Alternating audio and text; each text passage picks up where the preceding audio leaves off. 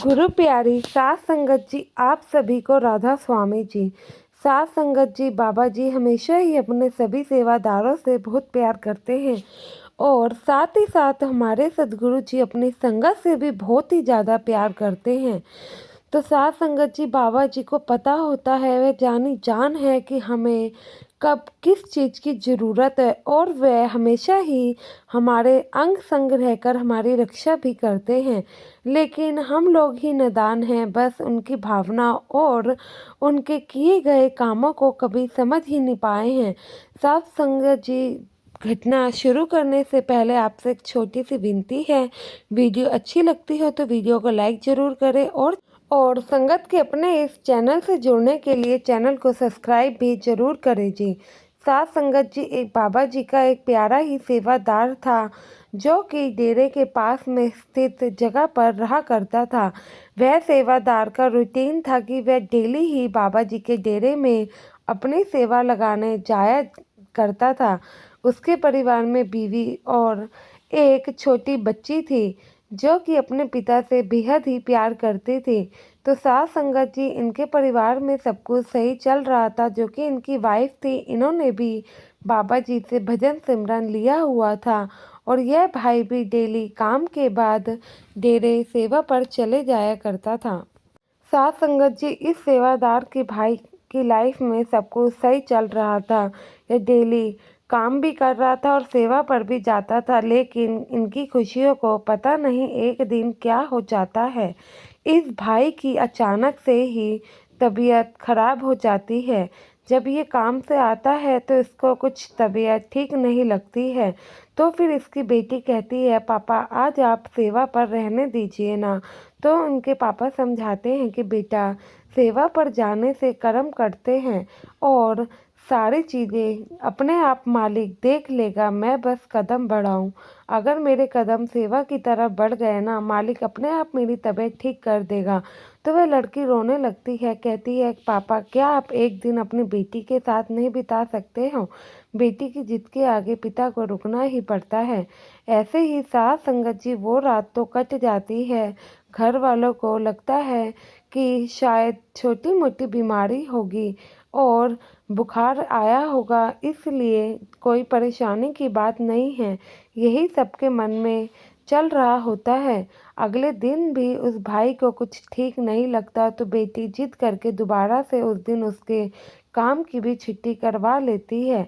अब जो इनकी बीवी होती है वह इन्हें नॉर्मल दवाई दे देती है, लेकिन ऐसा ज़्यादा दिन नहीं चलने वाला था, क्योंकि इस सेवादार को कोई छोटी मोटी बीमारी नहीं बल्कि किसी बड़ी बीमारी ने जकड़ लिया था। यह तो बस शुरुआत थी और शुरुआती लक्षण थे जो कि यह लोग नहीं पहचान पा रहे थे और इस चीज़ों को सिर्फ लाइटली लिए जा रहे थे। ऐसे ही धीरे धीरे आगे को समय बीतने लगता है। वो देखते हैं कि दिन भर दिन और ज़्यादा ही उस भाई की तबीयत खराब होने लगती है, लेकिन घर की परिस्थितियों के आगे किसकी चलती है, इसलिए वह डेली काम पर चले जाया करता था। लेकिन सास संगत जी, एक दिन तो आना ही था जब सबको यह सच का पता लगता ही, तो वो दिन आ ही गया। उस भाई की एक दिन तबीयत ज़्यादा ही खराब हो जाती है, इतनी कि वह अपने आप को कंट्रोल ही नहीं कर पाता है। फिर इसकी वाइफ को आधी रात में एक एम्बुलेंस को बुलाना पड़ता है। दोनों माँ बेटी पिता को लेकर एम्बुलेंस में भागती हैं। हॉस्पिटल में पिता को जाकर एडमिट करवाती हैं। जब हॉस्पिटल में इनके पिता का इलाज चल रहा होता है तब डॉक्टर कहते हैं, इन्हें तो हार्ट अटैक आया है और हार्ट से जुड़ी कोई इन्हें बीमारी थी, इनके तो पहले ही इन्हें पता लग गया होगा। अगर पहले से ये दवाई लेते तो इतना मेजर इशू नहीं होता।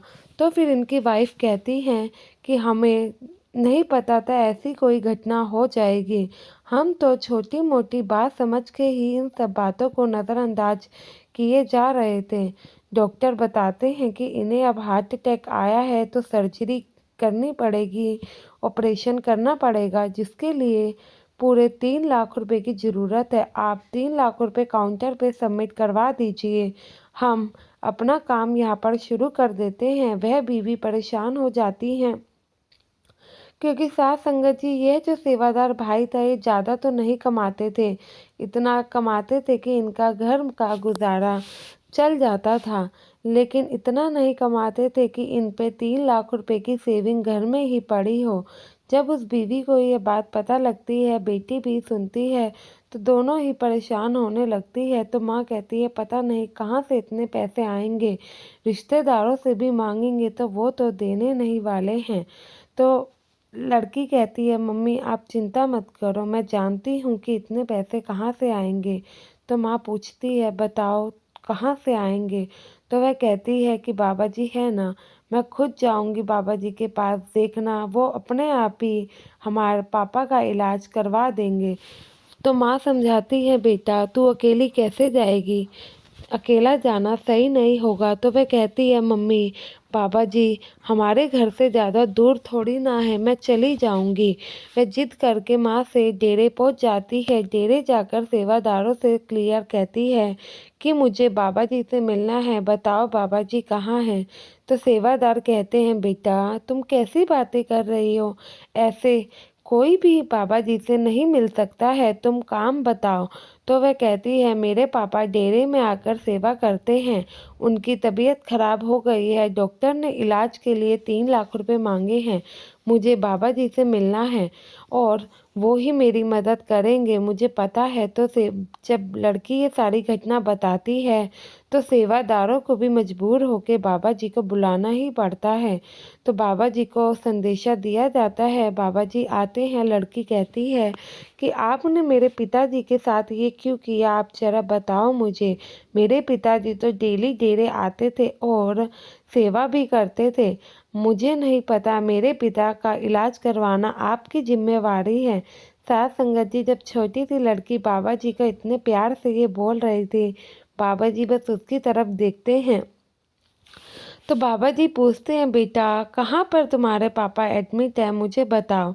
वह सारी स्थिति के बारे में बता देती है। तो बाबा जी सेवादार को बुलाते हैं और कहते हैं कि भाई इस लड़की के साथ जाओ और जो भी इनका मदद है वो तुम ही हैंडल करोगे, इनके पिता के इलाज से लेकर घर तक आने तक, और जब तक इनके पिता ठीक नहीं हो जाते सारे खर्चे की जिम्मेवारी, सारी चीज़ों की जिम्मेवारी हमारी है कि इन लोगों को किसी भी प्रकार की परेशानी ना हो पाए।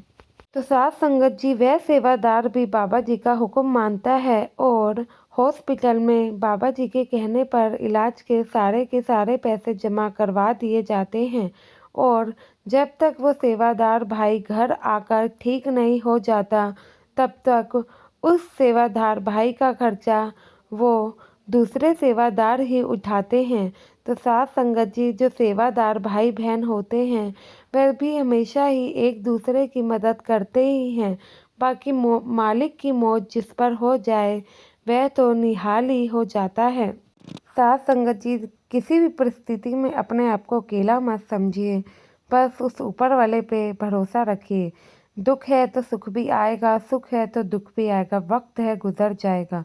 हमेशा ही उनके भाड़े में रहेंगे तो किसी प्रकार के दुख जीवन को नहीं देखने पड़ेंगे।